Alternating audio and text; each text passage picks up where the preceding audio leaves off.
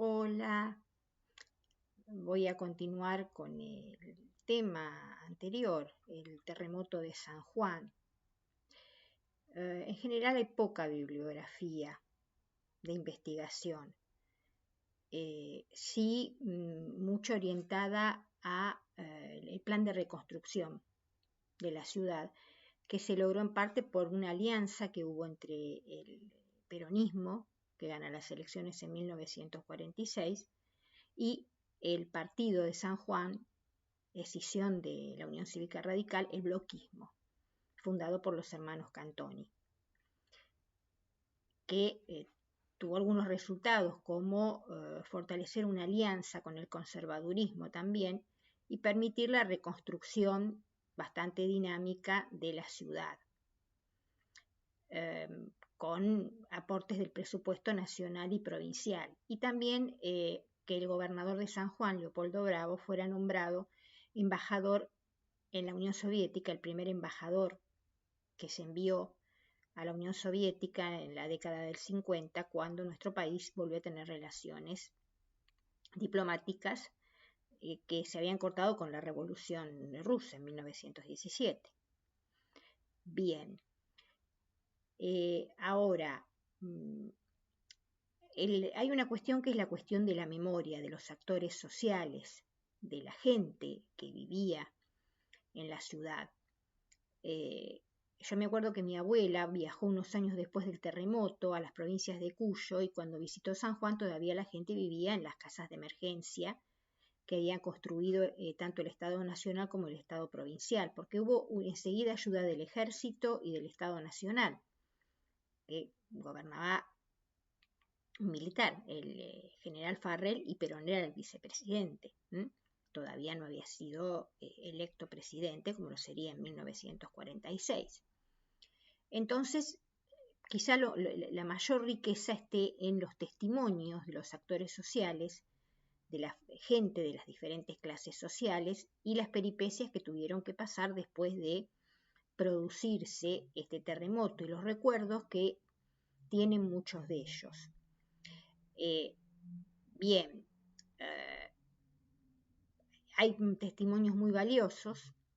Por ejemplo, a mí me contaba una religiosa de una escuela donde yo trabajaba, sanjuanina ella, que tenía 10 años cuando se produjo el terremoto, que a ella le hacía acordar a las tormentas eléctricas el momento del terremoto, pero con la diferencia que los relámpagos salían del piso, de las grietas que se abrían por el sismo y el choque de los diferentes minerales que generaban descarga eléctrica, fenómeno que es muy común en los sismos. O sea, en vez del relámpago que cae del cielo en la tormenta eléctrica, se abre la tierra y sale el relámpago. Así que me contaba una vez que había habido tormenta eléctrica en Banfield, me dice, esto me hace acordar, pero al revés, ¿no? Salían de la tierra los relámpagos cuando ella era chiquita y con su familia vieron el terremoto. Bien, también hay algunos testimonios, sobre todo de lo periodístico, porque enseguida los diarios de la capital mandaron corresponsales, y también de provincias vecinas y de otras provincias de nuestro país, para relatar lo que había sido esta tragedia. Y bueno, hay testimonios muy, muy duros, porque gente que quedó atrapada en su casa y no pudo salir, otros que pudieron salir y vieron cómo se derrumbaba la casa y el resto de la familia moría dentro de la casa. El tema de los cadáveres que quedaban en la calle, que no se los podía dar cristiana sepultura, y algunos tuvieron que ser incinerados en piras funerarias para evitar la propagación de enfermedades contagiosas. También algunos actos que muestran lo que llega a la desesperación humana ante esta tragedia, de gente que veía un cadáver y le robaba hasta, si tenían alhajas, relojes o hasta ropa. Saqueaban la desesperación que tenían. todo eso conformaba un cuadro muy duro, muy difícil de digerir, aparte de las ruinas, aparte de las personas que resultaron heridas, la gente que tenía que vivir en carpas improvisadas que llevó el ejército, si bien la ayuda del ejército fue muy grande, y también en los momentos de desesperación durante el terremoto. Entonces, como les decía, no hay un libro que trate sobre el terremoto de San Juan. Hace poco salió alguno que otro, pero no han tenido mucha difusión.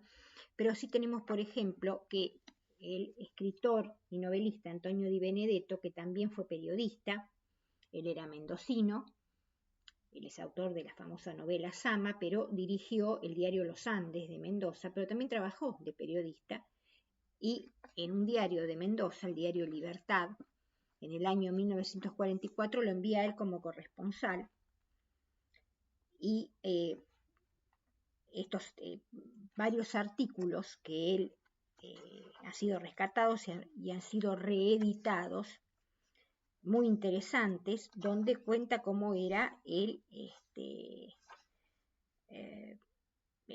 ambiente que se vivía después de la tragedia, no solo las consecuencias del terremoto, sino todo lo que vino después. Entonces los títulos plantean la cuestión de dónde está la población, o sea, la gente que se salvó, a dónde se fue, si no se refugiaron en las carpas, dónde están. La lista de muertos, las primeras listas de muertos, y decía un título como Sembrada de cadáveres se vio la ciudad de San Juan. Títulos así bastante fuertes. Las confiterías céntricas fueron sepulcros de muchos sanjuaninos. Claro, era una noche de sábado, la gente había salido, parecía un sábado de verano, de pleno verano, donde la gente quiere salir. Y había por eso mucha circulación de gente en la calle, por eso murió tanta gente. Aparte de que en las casas no había construcción antisísmica. Hay otro testimonio de un famoso crítico literario argentino, Adolfo Prieto, que justamente para el día que se produjo el terremoto, la hermana de él tenía fecha para casarse. Si no era para ese día, unos días después. Y como la parroquia, la catedral de San Juan quedó destruida, finalmente el casamiento de su hermana lo tuvieron que hacer en la casa. La familia de este crítico literario tenía una panadería. Y bueno, armaron todo en el comedor de la casa como pudieron, y bueno, fue el sacerdote a casar a su hermana con el novio. ¿No? Y ellos tenían, creo que unos días después del terremoto, pedido el lugar para poder realizar la ceremonia. Una misa de campaña, también la misa de campaña eran las misas al aire libre, y dice, personas enajenadas vagaban en la madrugada del domingo, pánico. Personas enajenadas sería quienes sobrevivieron, pero quedaron traumatizados, o sea, del miedo, del pánico, no solo del fenómeno en sí, del terremoto, sino el hecho de no poder conseguir alimentos, agua, remedios y tener un lugar donde poder descansar, porque toda la vida se había alterado, ¿no? Bueno, esta serie después describe visión dantesca en el hospital Rawson, o sea, todos los heridos y las personas que llegaron víctimas del terremoto, que no, a ver, los muertos no fueron todos en el momento. Hubo gente que resultó tan mal herida que fueron llevados al hospital y fallecieron después. Golpes, hemorragias internas, que no se detectaban a tiempo, por bueno, la tecnología médica no estaba tan avanzada como hoy en día. Entonces era la cuestión de si llegaban al hospital personas en estado muy grave, quizá en horas o en días o en semanas fallecían porque, bueno, no, las heridas habían sido muy graves, sobre todo las hemorragias internas.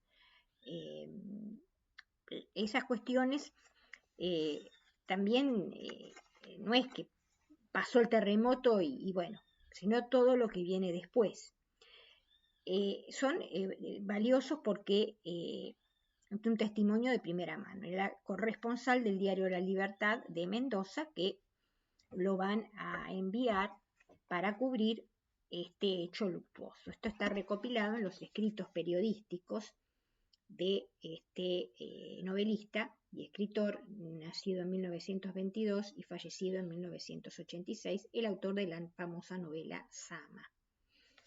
Bueno, también en una colección muy interesante, Historia de la vida privada en la Argentina, dirigida por el historiador Ricardo Cicercia, el tomo cuarto está dedicado a la región de Cuyo y hay un capítulo que trata el tema del terremoto de San Juan, sobre todo las relaciones de poder que hubo entre la provincia y la nación con respecto al plan de reconstrucción.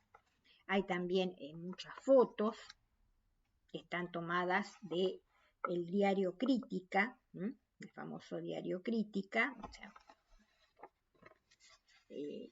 se ve, bueno, la ciudad completamente destruida y la gente tratando de salvar lo que puede, y los bomberos, el ejército, los que se pudieron acercar.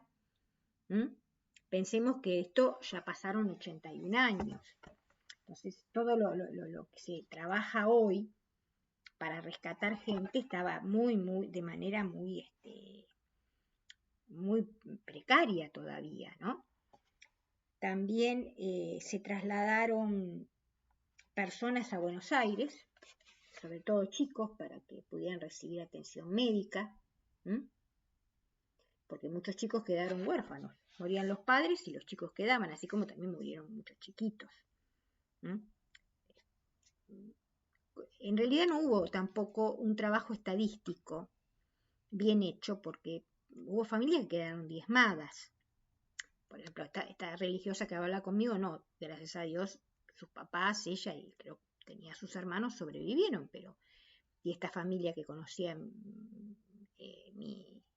mi abuelo y mi abuela y mi bisabuelo también, pero de otros no se sabe mucho. Sí hay recopilado en internet en el sitio de Argentina Gov.ar testimonios de 3 señoras ya muy ancianas que habían sobrevivido. Y una de ellas contaba que a una compañerita de ella del colegio había fallecido durante el sismo. Bien, en el año 2003, la revista Todo es Historia sacó un artículo sobre el tema. Y en ese artículo manifiestan, sobre todo estaba centrado en el plan de reconstrucción, manifiestan como que la memoria del terremoto de San Juan además fue y es un trauma en la sociedad sanjuanina, y con los años se ha convertido en un tema del que no se habla. No hay ningún monumento a las víctimas de la catástrofe ni a los miles de voluntarios que trabajaron sin descanso en los días posteriores. O sea que falta hablar de este tema, investigar seriamente. Esto es un artículo que publicó en la revista Todo es Historia Pablo Luciano Potense, San Juan, terremoto y después, si bien toma como centro los proyectos para la reconstrucción de la ciudad. Bueno, les mando un beso a todos, denles like a mis videos, la escriba Rosa. Nos vemos.